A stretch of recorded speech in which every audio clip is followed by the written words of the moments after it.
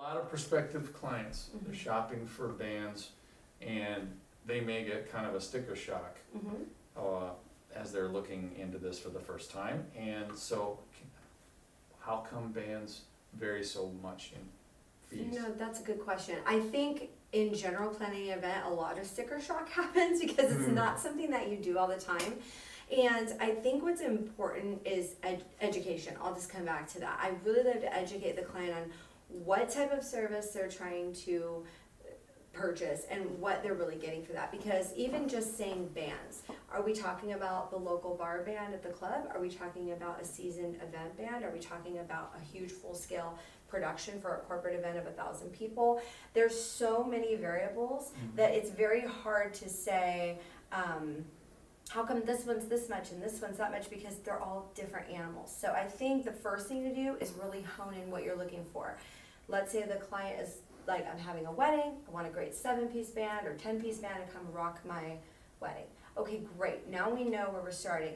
From that point, we can educate them, like we talked earlier, on all the pieces that they need.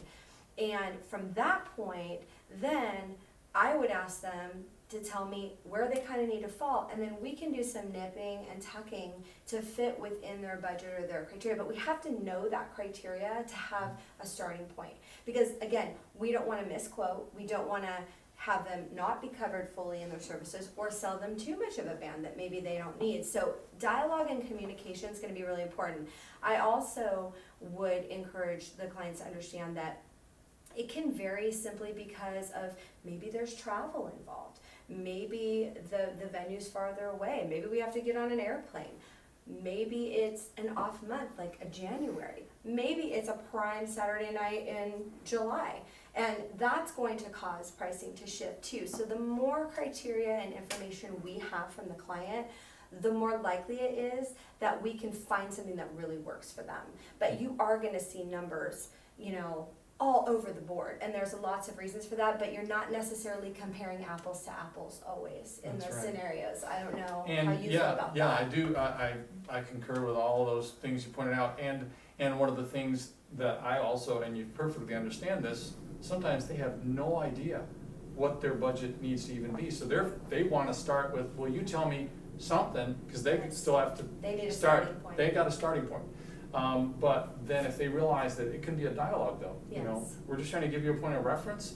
Usually once I have some basic information, I can at least give them a range. Yeah.